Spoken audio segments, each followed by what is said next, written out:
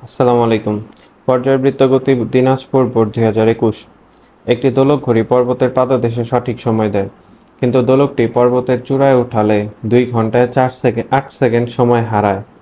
পৃথিবীর ব্যাস দেয় আছে 12,800 কিলোমিটার, তার মানে ব্যাসার্ধ হচ্ছে 6,400 কিলোমিটার।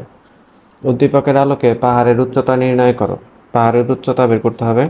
যে বলা হয়েছে যে পাহাড়ের চূড়ায় যখন ওইটাকে উঠাচ্ছে তখন 2 ঘন্টায় 8 সেকেন্ড সময় কমে। 2 ঘন্টায় যদি 8 সেকেন্ড সময় কমে তাহলে 24 ঘন্টায় কত সেকেন্ড সময় কমবে? তো এটা হচ্ছে ঐকিক নিয়মে আমরা বের করি। 2 ঘন্টায় সময় কমে 8 সেকেন্ড, তাহলে 24 ঘন্টায় সময় কমে উপরে হচ্ছে 8 গুণন 24 ডিভাইড হচ্ছে 2, এটা একটা কাটাকাটি করলে 12, 8 12 96, 96 সেকেন্ড হচ্ছে সময় হারায়। এটা হচ্ছে 24 ঘন্টায় 96 সেকেন্ড সময় হারায়। তাহলে T2 এর মান কত হবে? বা হ্যাঁ, T2 আগে, যেহেতু এটা হচ্ছে দোলক ঘড়ির পর্যায়কাল কত হবে? 2 সেকেন্ড, মানে সেকেন্ড দোলক হবে। তাহলে তার আদি পর্যায়কাল হচ্ছে 2 সেকেন্ড। যখন পাহাড়ের উপরে নেওয়া হয়েছে তখন তার দোলনকাল হবে 2 × 86,400 ডিভাইড হচ্ছে 86,400 মাইনাস n, একটা সূত্র।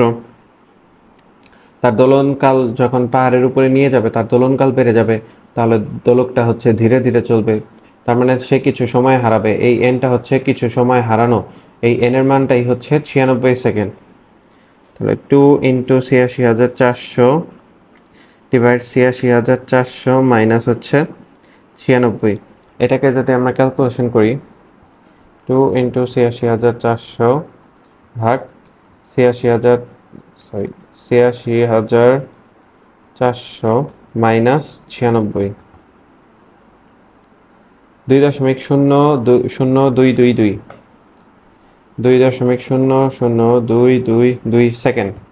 এত সেকেন্ড, এটা হচ্ছে পর্যায়কাল দ্বিতীয় ক্ষেত্রে, অর্থাৎ তাকে যখন পাহাড়ের উপরে নিয়ে যাওয়া হয় তখন তার পর্যায়কাল হয়েছে 2.00022 সেকেন্ড। এটা হচ্ছে পর্যায়কাল বের হইল।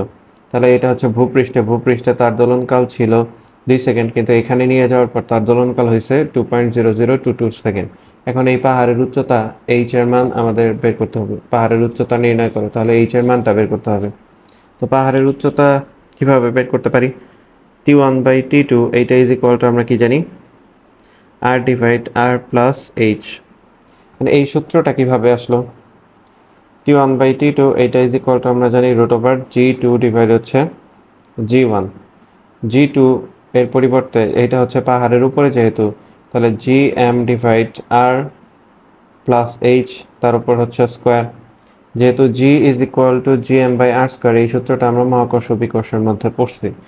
এখন এটা হচ্ছে ভূপৃষ্ঠ এতটুকু ডিস্টেন্স হচ্ছে আর, তার থেকে এতটুকু উচ্চতা হচ্ছে এইচ, তাহলে GM divide R plus H, তার উপর হচ্ছে হোল স্কোয়ার। আর G1টা নিচে, তাহলে R স্কোয়ারটা উপরে চলে যাবে।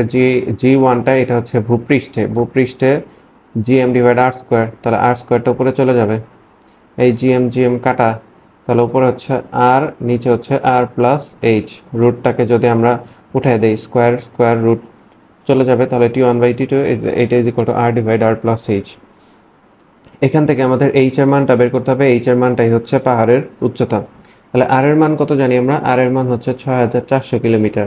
ব্যাস বলা আছে 12,800, সেখান থেকে ব্যাসার্ধ হচ্ছে 6,400 কিলোমিটার। T1 এর মান জানা আছে, T2 এর মান জানা আছে, তাহলে এখান থেকে R প্লাস এইচ এই সাইডে চলে আসলো, R ইন্টু T2 ডিভাইড হচ্ছে T1। তাহলে H is equal to R into T2 divide হচ্ছে T1 মাইনাস আর। মান যদি বসিয়ে দিই, তাহলে 6,400 গুণন T2 এর মান 2.00222 ডিভাইড হচ্ছে আদি পর্যায়কাল হচ্ছে 2 সেকেন্ড মাইনাস 6,400। এটাকে যদি এখন আমরা ক্যালকুলেশন করি,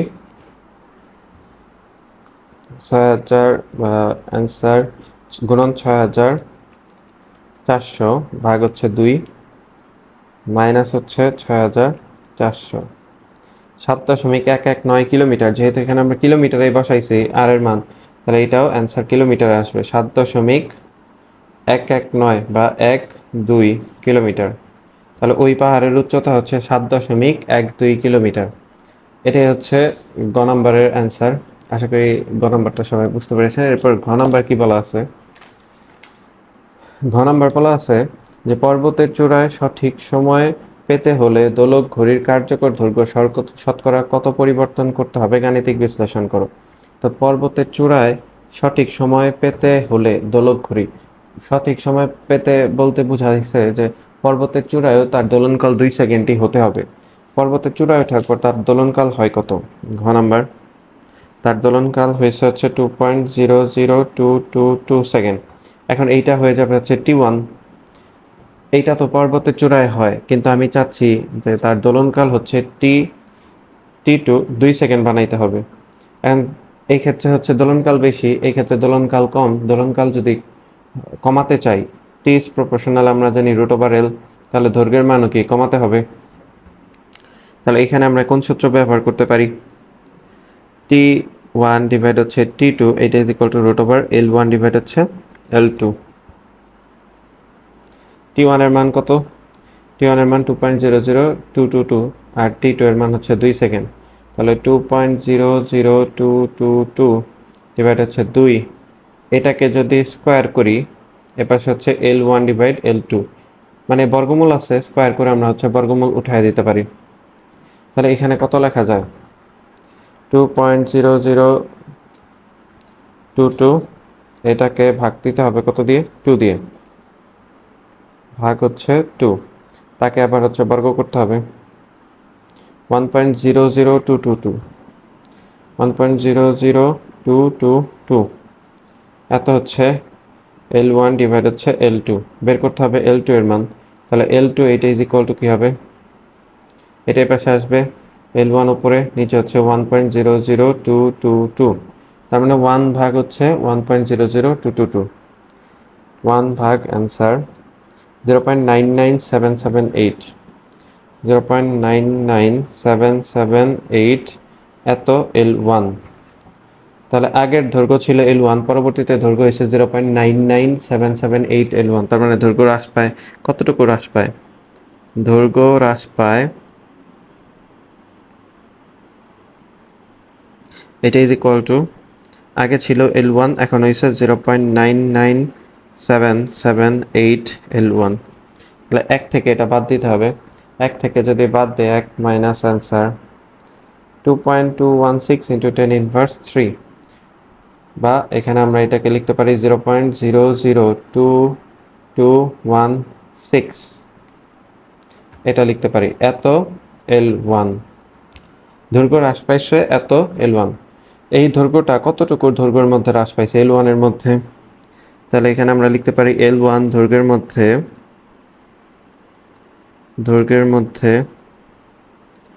দৈর্ঘ্য হ্রাস পায়